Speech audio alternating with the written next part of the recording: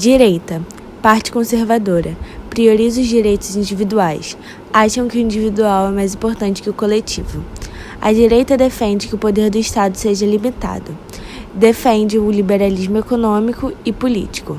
Favorece a liberdade de mercado, ou seja, defende a maior liberdade do povo em seus interesses individuais. A direita no Brasil não está relacionada apenas a fatores econômicos. Nelas são atribuídos ideais como bons costumes e é voltada ao lado religioso por muitas vezes. E por isso a extrema-direita, muitas das vezes, é mais retrógrada. Assim, é mais provável que haja uma maior quantidade de preconceito. Economicamente falando, a direita possui um viés capitalista. Esquerda, a ideologia política que defende que o controle realizado pelo Estado através de seus governos é uma solução para que exista igualdade entre os cidadãos. A esquerda tem como principal objetivo a defesa de interesses de grupos sociais e de igualitarismo. Os ideais esquerdistas defendem principalmente as minorias e os necessitados na sociedade, ou seja, aquelas que necessitam de mais atenção em serviços públicos. O centro, dentro do conceito da existência de uma esquerda e direita, é a posição de quem se encontra no centro do espectro ideológico. Os políticos de centro são reconhecidos como mais sensatos e tolerantes.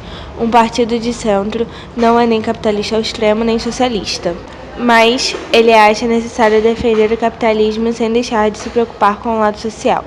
Na visão política de centro, não deve haver extremismos na sociedade, ainda dentro do conceito de uma existência de direita e esquerda. O centrista esquerda e o centrista direita são pessoas que se encontram entre o centro da esquerda ou direita, no espectro ideológico. Uma das ideologias que se dizem centro-esquerda é a da social-democrata, que tem origem no socialismo. O centro-direita também é conhecido como direita moderada. Para você, o que é ser de esquerda e de direita? Então, para mim são dois lados da mesma moeda, só que com, com diretrizes diferentes. No caso, como se fosse a solução do problema está nos dois lados, mas ninguém chega numa conclusão. Para mim é mais ou menos isso. Os dois lados poderiam se ajudar de ambas, de todas as maneiras, só que ninguém quer. Hoje em dia está mais fácil você escolher um lado e brigar por ele do que resolver o problema de verdade. No caso, é assim que eu acho. Ser de direita e de esquerda é ter opiniões formadas de diversas coisas sobre a política e sobre cada candidato também. Para você, é possível viver com pessoas que são intolerantes, que não aceitam opiniões diferentes? Não, pra mim não é possível, porque se eu tenho uma opinião e a pessoa tem outra, ela não tem mente aberta pra escutar a opinião dos outros. Não tem como entrar em um consenso, fazer uma sociedade justa que os dois,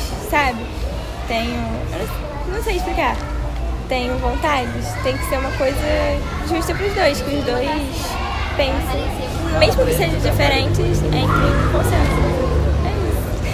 Sem citar nomes, por qual motivo você escolheu seu candidato à presidência? Eu escolhi por motivos de mudança, para tentar, de fato, mudar o que a gente continua vivendo. Eu não acredito que a gente mantendo a mesma doutrina, a gente vai mudar alguma coisa. A gente tem que tentar um novo, para ver se muda. E é isso.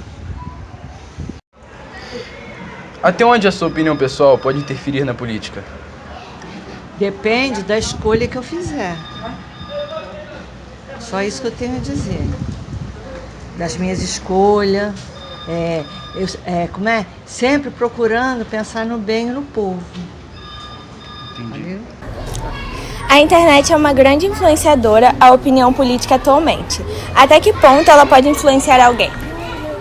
Olha, acredito que possa influenciar bastante, porque hoje tem alguns movimentos contrários a alguns candidatos, algumas candidaturas, porque pregam racismo, fascismo, homofobia, e em contrapartida tem alguns movimentos apoiando esse candidato e outros candidatos.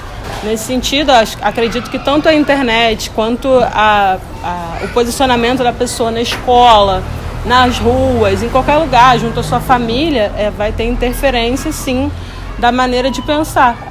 Pode não modificar o voto de outras pessoas, mas vai abrir o debate, fazer com que as pessoas pensem em outros pontos de vista, sobre outros pontos de vista. Para você, o quão importante é o engajamento político da população e como ele pode interferir no seu voto? Boa tarde, meu nome é Marco Aurélio. Eu acho que o importante é você estar atento hoje, principalmente nas redes sociais.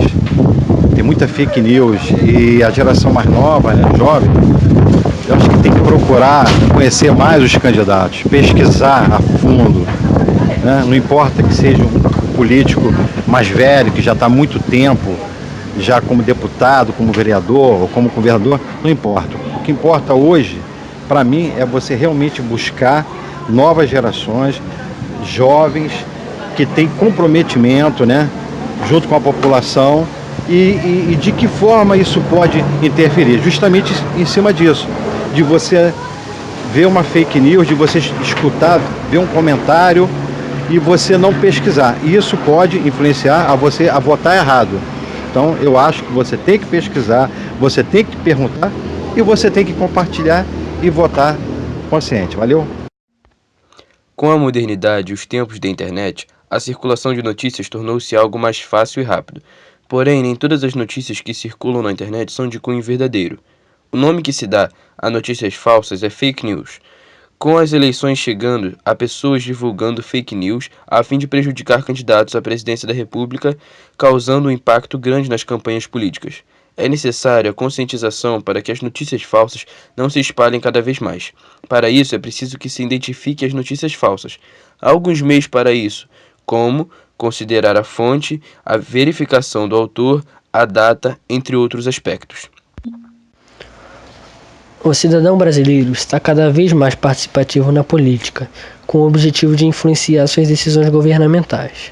As participações podem variar em participação ativa, que está relacionada às pessoas que participam diretamente da política, como se candidatando, expondo suas ideias pessoalmente ou até mesmo em redes sociais, fazendo passeatas com seus representantes políticos voluntariamente ou por troca de algo. Já as participações passivas está relacionada às pessoas que participam apenas por obrigação, pois o voto é obrigatório. Com os escândalos políticos sendo divulgados publicamente pela mídia, o povo está mais engajado politicamente, pelo motivo de estar cansado de tanta corrupção acontecendo. O extremismo está ligado diretamente ao intolerante, que por sua vez possui seu próprio paradoxo. O intolerante deve ser tolerado? Não seria intolerância não tolerá-lo? O extremismo pode estar ligado a vários tipos de situações, mas, principalmente politicamente, pode trazer males futuros à sociedade. Qualquer tipo de intolerância é prejudicial, e o extremismo leva à intolerância. Por exemplo, uma pessoa com a visão política extremamente esquerdista será por sua vez intolerante com aquele de direita, e vice-versa.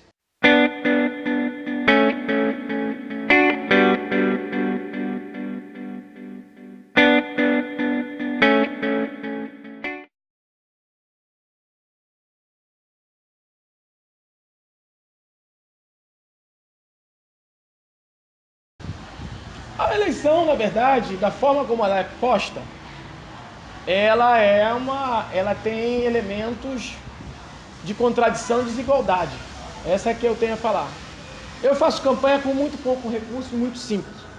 Porém, tem outros que gastam muito, né? Tem gente aí na cidade que está gastando 7, 8 milhões e vai ter 8 milhões e o mandato, se somar o salário do deputado nos 4 anos, não vai dar nem 10% disso, né? Bota aí 10 milhões, tem candidato gastando 10, 15 milhões e não vai dar nem 10% disso. Então o que ele quer dizer? O que ele está fazendo? Ele está fazendo isso porque lá dentro ele vai montar esquema de corrupção, vai ter todos esses escândalos que estão aparecendo no nosso país, que é um absurdo.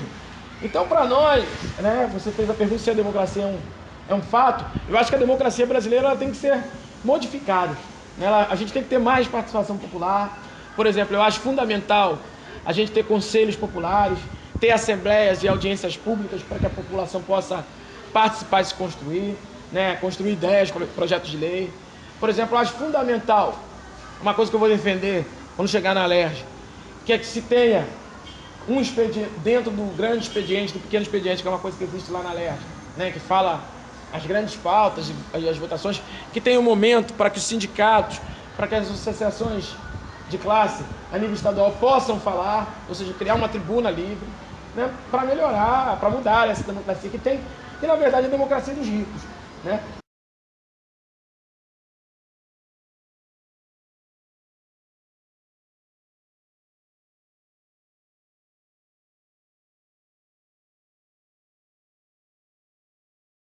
Olha, quantos anos você tem? Quantos anos você tem? 16 também. 16. Eu comecei a minha militância hoje eu tenho 42, vou fazer 43 no próximo domingo. Ah, parabéns. Obrigado. A militância, eu comecei com 15 anos, no movimento estudantil. E digo que foi um grande espaço, um grande momento de participação que eu pude ter naquela época.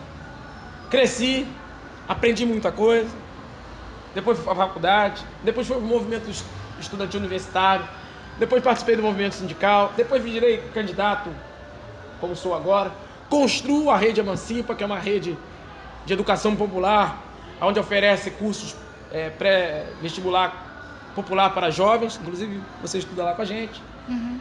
E tenho que dizer o seguinte, me transformou num ser humano com melhor habilidades, com melhor capacidade. Isso do ponto de vista individual. Do ponto de vista coletivo, a militância, né, a participação coletiva é fundamental. Porque se você não decide, quem vai definir vão ser outros. Quem vai definir são os poderosos. Quem vai definir são aqueles que são os donos das empresas de ônibus, são os donos das grandes empreiteiras, né? Que vão definir e que vão estar fazendo a definição dos rumos do nosso país. Nós precisamos acabar com essa democracia dos ricos, aonde a Firjan é que define a política nacional, os representantes dos banqueiros que definem a política nacional, os empresários de ônibus que fazem os seus lobbies por dentro das prefeituras, por dentro das câmaras de vereadores, por dentro dos espaços estadual, na Assembleia Legislativa Estadual. Nós precisamos mudar isso. Precisamos ter mais participação popular, precisamos ter participação das mulheres, precisamos ter participação dos negros, daqueles que são efetivamente excluídos do nosso país. Quanto mais participação, menos corrupção.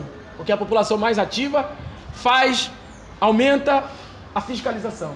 Você ir para uma audiência pública, por isso que é importante você participar de movimentos sociais, por isso que é importante você participar de aulas públicas, nós do Emancipa organizando aulas públicas, é importante participar de debate, é importante se conhecer para combater o racismo, nosso país é um país racista, precisamos se conhecer para combater o machismo, né? Para que a gente possa, de verdade, falar as coisas que são verdadeiras e fazer as coisas acontecerem de forma real e concreta. Então, participação popular é sempre importante, né? E temos que aumentar os mecanismos de participação, com audiência pública, com assembleias, com fóruns, mas é fundamental a gente ter essa mudança. O engajamento da população por diversos motivos aqui apresentados é de suma importância, uma vez que prestar a cidadania não está apenas em votar de 2 em 2 anos. Para, de fato, se engajar é necessário fiscalizar e participar da política cotidianamente, para assim exercer a verdadeira democracia, onde o poder emana do povo.